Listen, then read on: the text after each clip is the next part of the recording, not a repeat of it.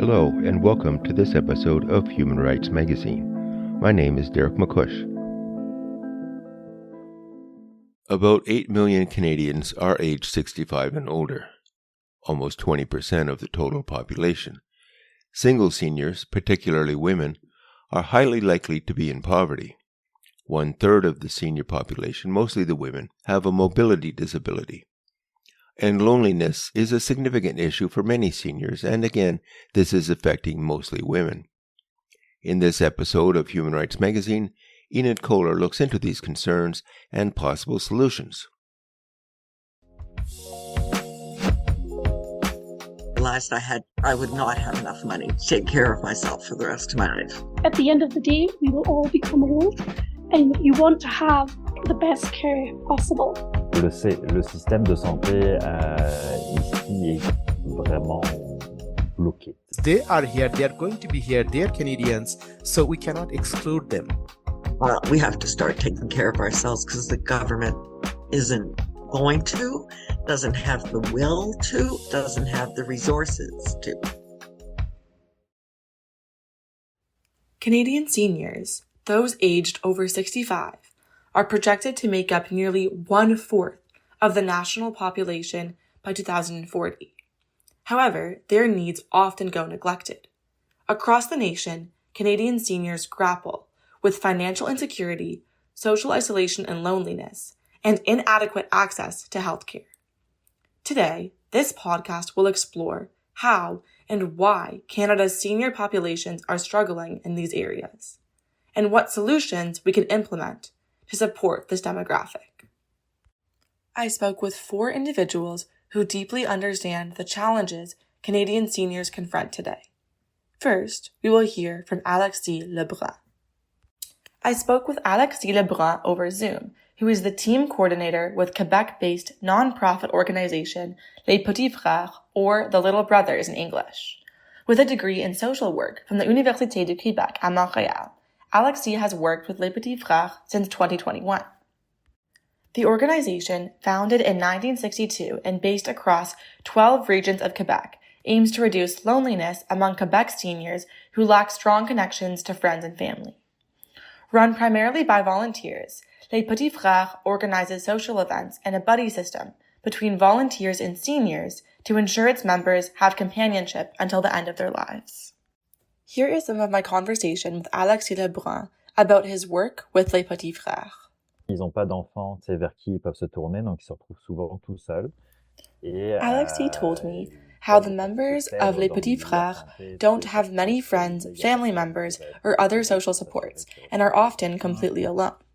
Les Petits Frères ensures these individuals have someone to keep them company, someone to visit them, and help them if they are sick or need other kinds of support.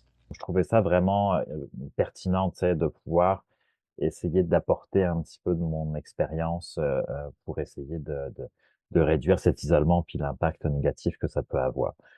So I find that incredibly important and relevant, Alexis says, to be able to bring a bit of my experience to try to reduce social isolation among older people. Alexis continues, isolation is at the center of the challenges older people face and is at the core of aging, especially in societies like ours, which are more individual. Que les enfants prennent moins soin des parents, les parents aussi, les gens ont moins d'enfants aussi, des fois les liens familiaux entre frères et sœurs peuvent être un peu plus éclatés. Children take less care of their parents, and parents too have less kids. So families are more divided than perhaps they used to be. Families taking care of elderly loved ones is more rare today. Unfortunately, this often leads to loneliness and isolation among elderly people. I think this loneliness will only increase in the future, Alexis told me. Alexis told me that depression and anxiety and other mental health problems are more and more present among older populations. On connaît maintenant de plus en plus des aînés qui ont des crises suicidaires puis qui même passent à l'acte.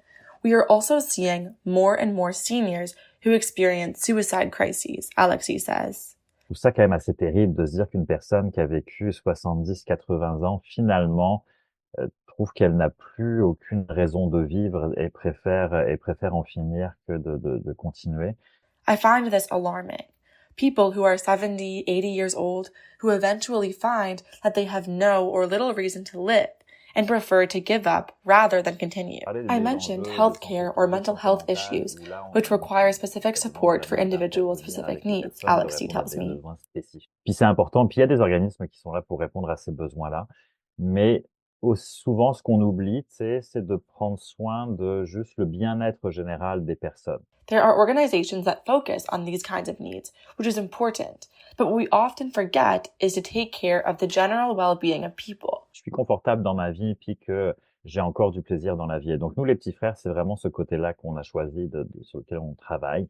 Having joy and pleasure in life is also critical, and that is what we try to focus on, Alexi says.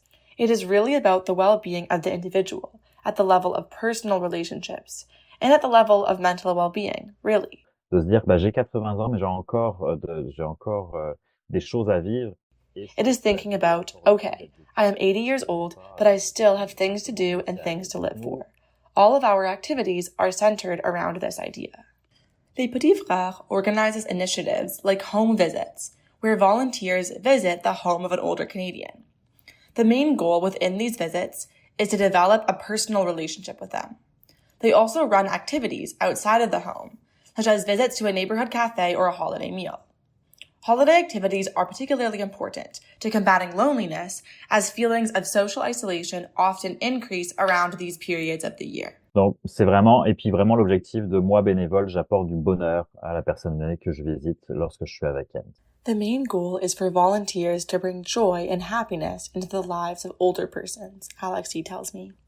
Canada's aging population is rising, with the baby boom generation, those born between 1946 and 1965, currently between the ages of 60 and 79. Accordingly, I asked Alex C. if he has seen an increase in members of Les Petits Frères or other related challenges. Oui, les deux. Donc oui, les besoins sont plus grands. On a plus de demandes d'accompagnement. The number of our members is increasing and the challenges are getting bigger, Alexi says. We have more requests from prospective members than we have the capacity for. Aussi en termes de besoins, en effet, les besoins sont plus grands. C'est surtout au niveau des déficits cognitifs. Donc, les personnes, on vit plus âgées, c'est quelque chose de positif, mais donc nécessairement le vieillissement se prolonge davantage. Puis là, on commence à avoir de plus en plus des impacts au niveau cognitif. And in terms of needs, they are also larger, especially in terms of cognitive difficulties.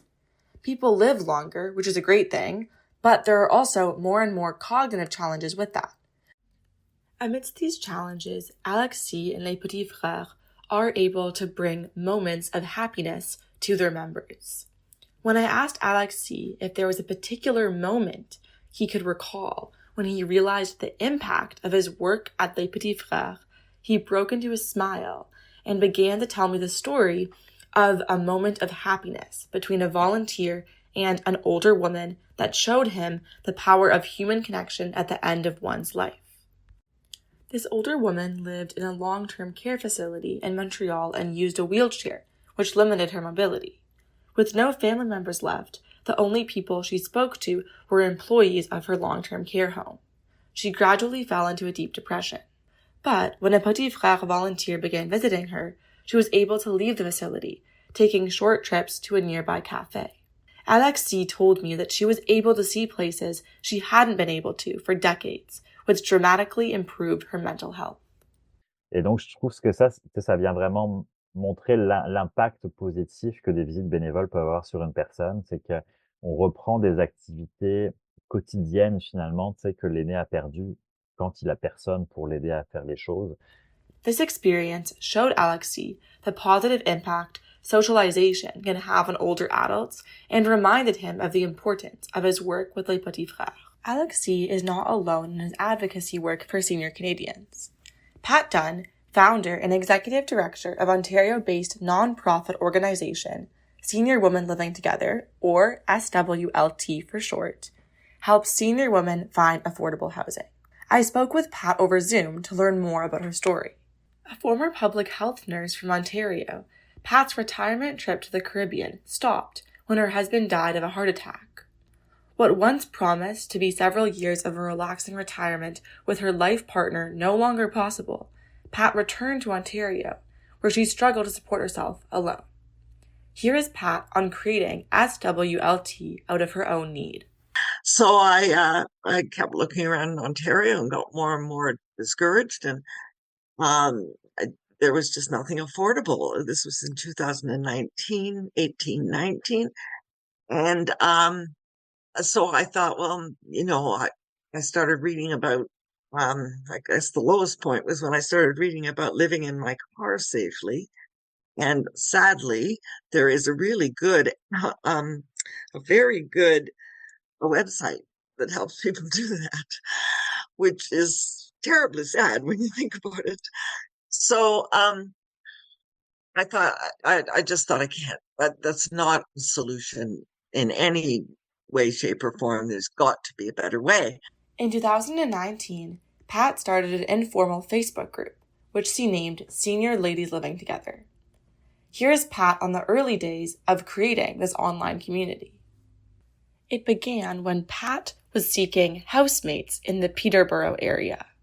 She realized rentals would be cheaper if split amongst several people, so she began to reach out to other women near her.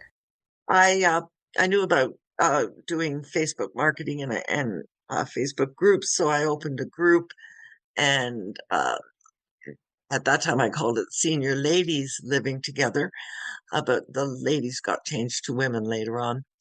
But and I invited women in the Peterborough area, senior women in the Peterborough area, come and let's talk about it. At that time, I had no vision for what it was.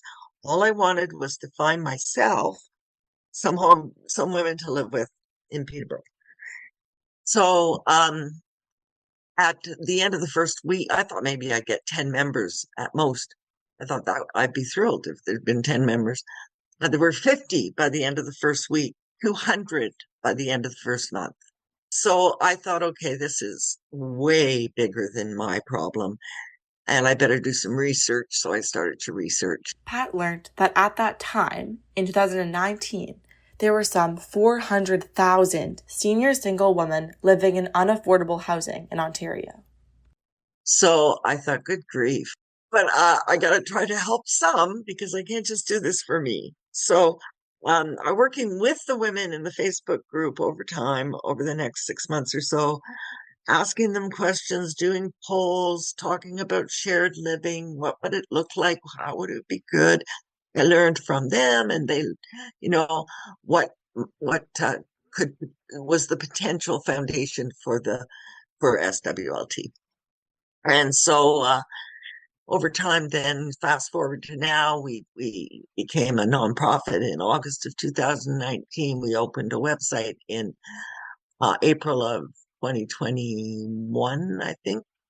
And and so we're at this time now we're on an online platform that women come to, and through our process find others that are compatible, and they on the website itself they can talk and chat and get to know each other. They arrange meetups in groups or in one-on-one, and it's worked quite well. We've had now 66 women since we started.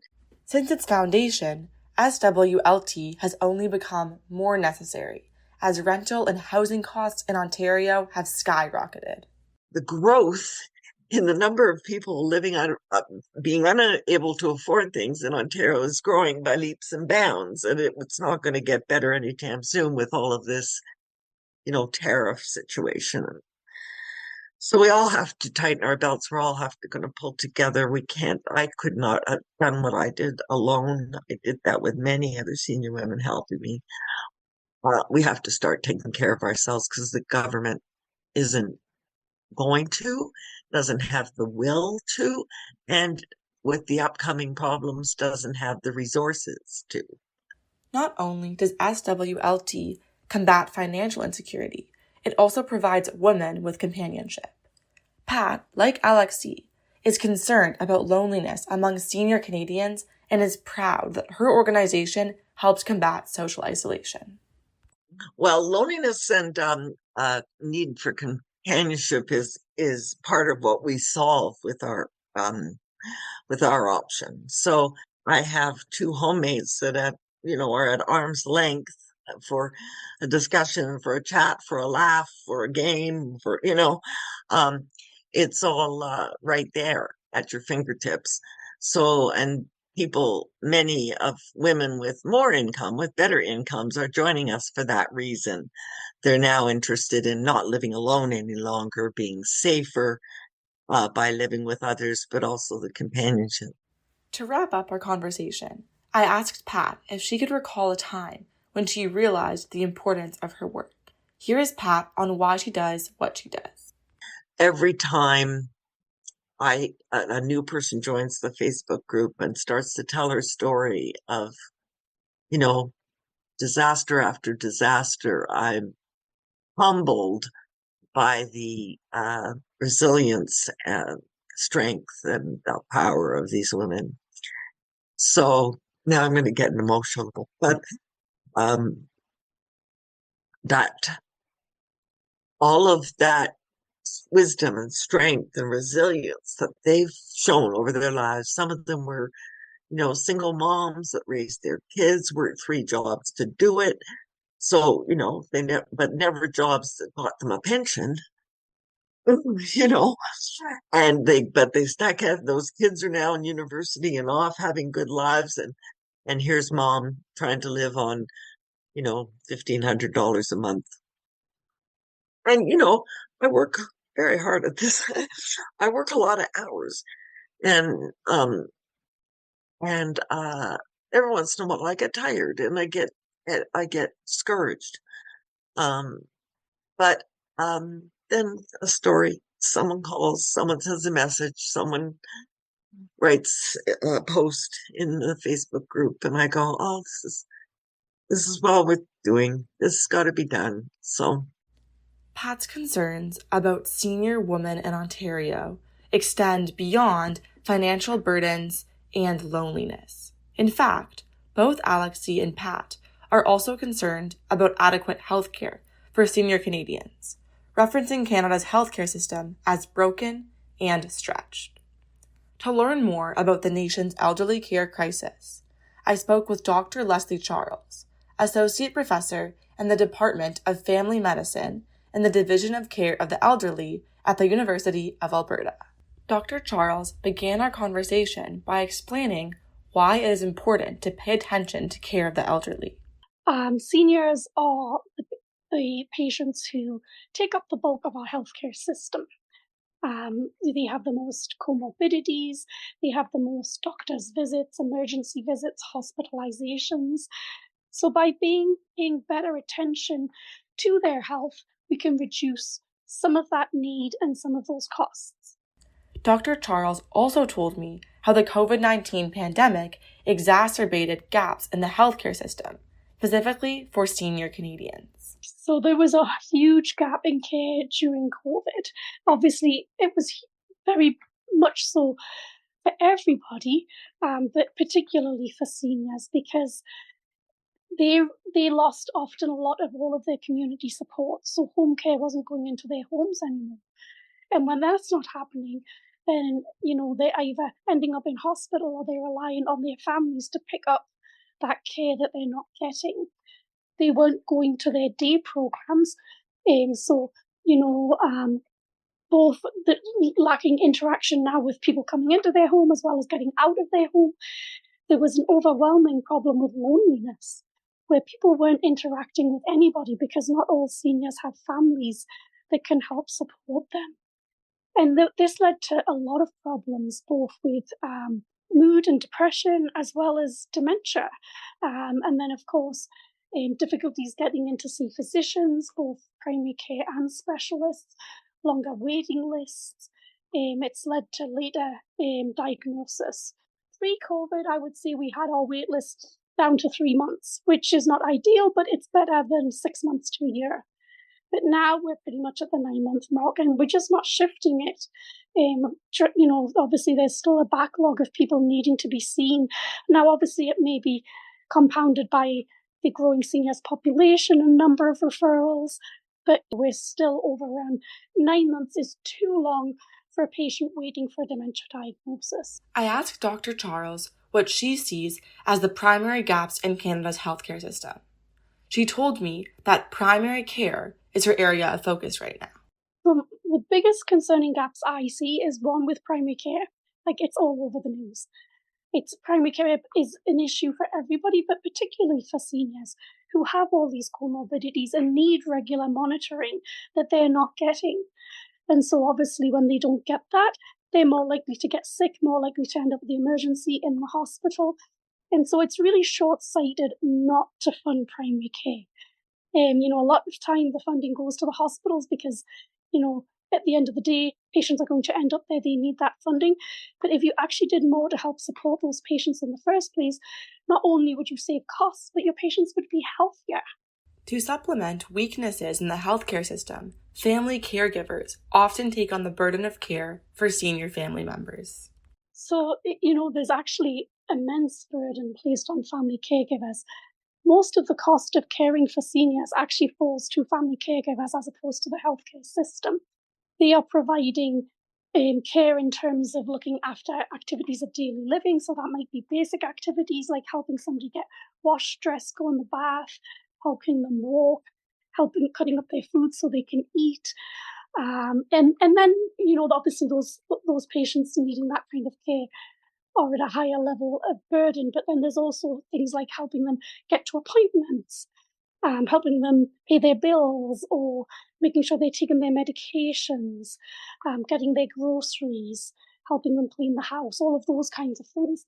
It all adds up to a lot of time, and there's a lot of costs. Pat Dunn has personally experienced the strain of caregiving.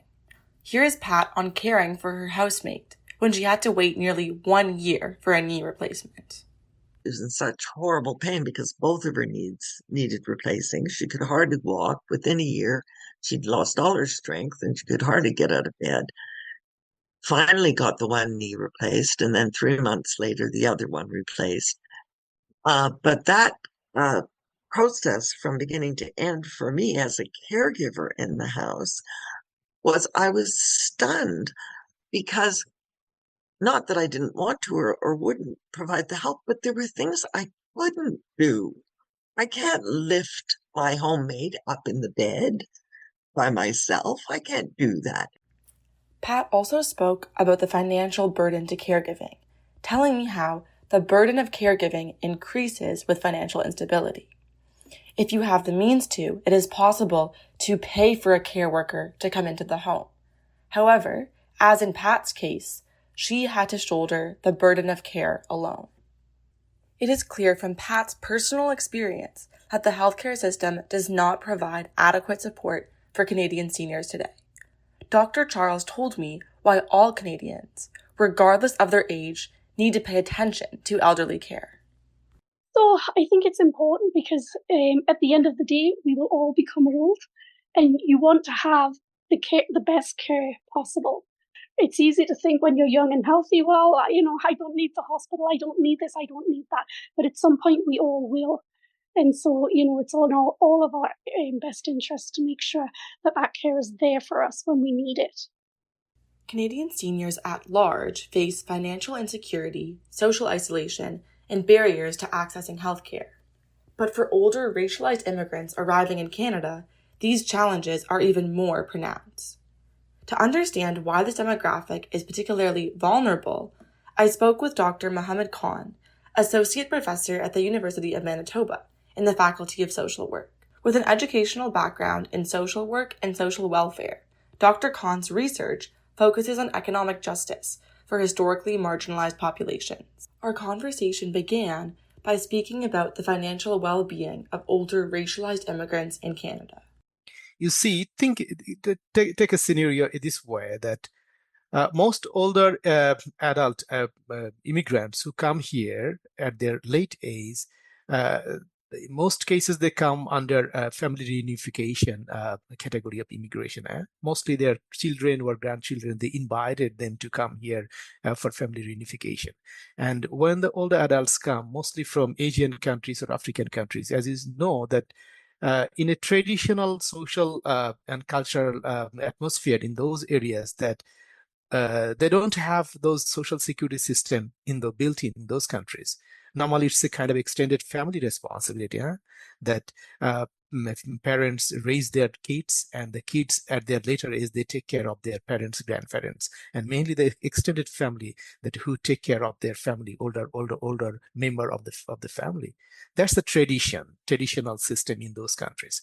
But when their children migrate to a new country like Canada, they left their parents or grandparents behind, but they cannot leave their responsibility. It's from you can say the social values that they have their social obligation that, okay, I need to take care of my parents or grandparents. The policy that works here is there is a kind of a catch here. The catch is that when you bring your older adult parents or grandparents, you need to sign a kind of commitment in the contract that you will be taking care of them. Initially, this commitment was for 10 years since 2014, but now the Canadian Immigration Ministry that changed it to now 20 years. It's called 20 years kind of dependency period. That 20 years they will be depending on their sponsoring kids or grandkids. And what happens that during this period of time, these older adults, they cannot access any government benefits like old age security, guaranteed income supplement. And you cannot think of their pension in Canada because they were not in Canada. How come they have developed their pension? So they're out of pension. So the three pillars that really work for Canadian seniors, it's not going to work for this group of people. We put them in a vulnerable situation. I asked Dr. Khan what could have motivated policymakers to institute this 20-year dependency clause in the first place. Here is his response. That's very hard to say that what's in their mind, but what I can do like you, that of course that the government sometimes we are always thinking about dollars and cents in that way that we do not want to spend a lot because it's your parents you're bringing in for family reunification, so it's your responsibility to take care of them. It's not government's responsibility to take care of them. So it's creating a kind of I would say a closed kind of thing that you're bringing those older adults and putting in a kind of a closure that they are not able to integrate into the mainstream Canadian society. In terms of anything, the social engagement, from economic engagement like employment, every other thing. So they will be confined in family rooms. They cannot come to the greater community. So I don't think that maybe the government thinks that way, that we are bringing them to confine them, but the way they create the system that really force these people to be confined within the family only. That's a missing opportunity, I would say, that we are good, that these people have a lot to even contribute to the Canadian society in a way, because many of them were very experienced from lived experience. They have professional experience, they have their work experience, and a lot to offer to the Canadian society. Dr. Khan, like Dr. Charles, Alexis, and Pat, is also concerned about social isolation among senior Canadians.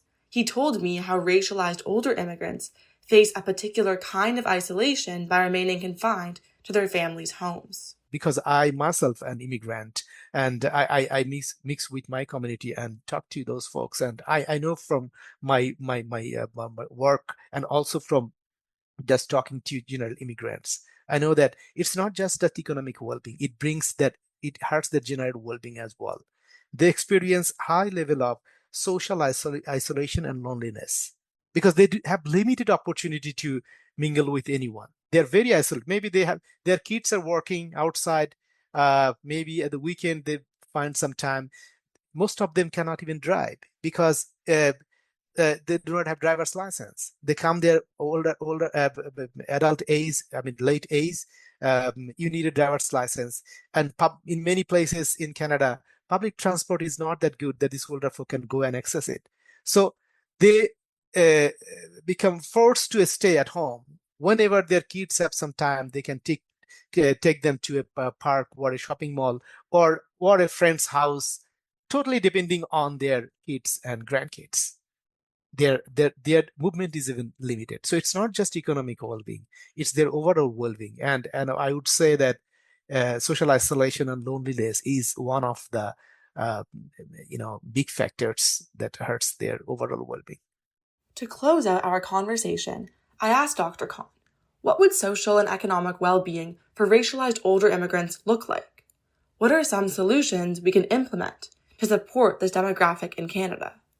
Since we are welcoming these older adults coming to Canada, we should help them to, or create opportunities for them to integrate into Canadian society. I also believe that government thinks the same way, but the way we put the policy, that doesn't really work health that way.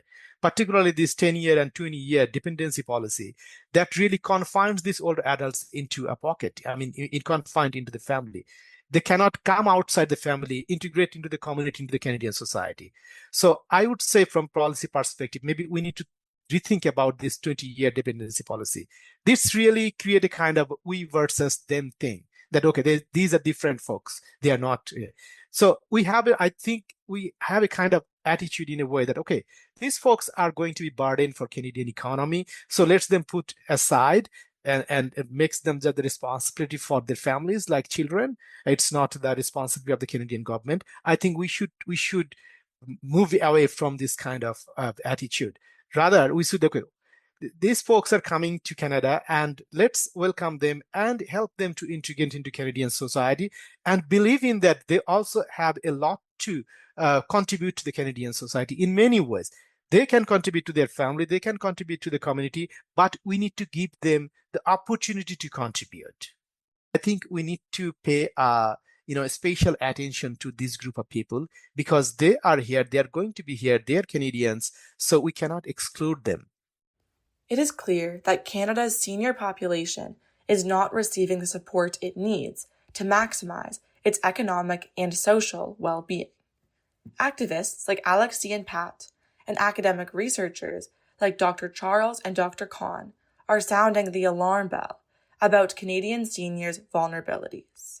But solutions exist, like co-housing, increased funding for primary health care, and opportunities for genuine human connection, all of which can help improve Canadian seniors' quality of life. A critical first step is simply paying attention and valuing the perspectives of senior Canadians. Alexis said that we often put more focus on young people, assuming that the perspectives of younger generations are more interesting than that of senior citizens. On a tendance aujourd'hui à donner plus d'importance aux idées des jeunes, c'est-à-dire les vieux, écoute. When we go out in the street, we don't often see older people, Alexis says.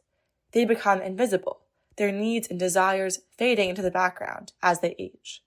But it is critical that older people are not ignored. Alexis says they too are citizens with valuable life experience. C'est hyper important parce que ça nous fait relativiser beaucoup de choses, ça nous permet de voir la vie différemment aussi. Et puis, ils ont des choses à dire.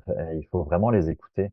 Alexis concluded our conversation by emphasizing that it is important for younger and older generations to form relationships with one another. Older people have unique perspectives, allowing young people to see the world from a new perspective, Alexis told me. They have so many things to say. We need to listen to them. Thank you for listening to this episode of Human Rights Magazine. The podcast is brought to you by the Upstream Journal.